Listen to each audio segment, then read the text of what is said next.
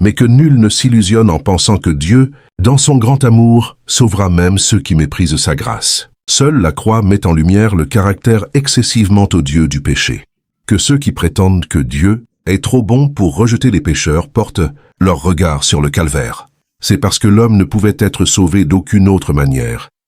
C'est parce que sans ce grand sacrifice, il était impossible à la famille humaine de se soustraire à la souillure du péché.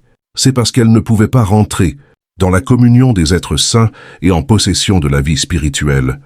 C'est pour toutes ces raisons que le Seigneur a pris sur lui la culpabilité du transgresseur et qu'il a souffert à la place du pécheur.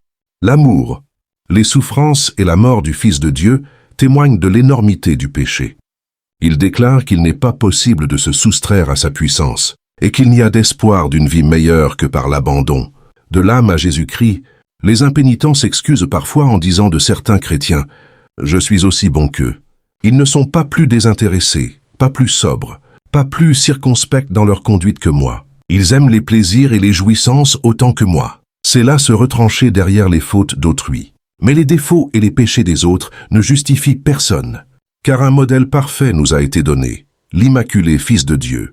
Ceux qui se plaignent de la mauvaise conduite des soi-disant chrétiens devraient, par une vie plus noble, donner eux-mêmes un meilleur exemple. Si la conception qu'ils se font d'un chrétien est si élevée, leur péché n'est-il pas d'autant plus grand? Ils connaissent le bien et ils refusent de le faire.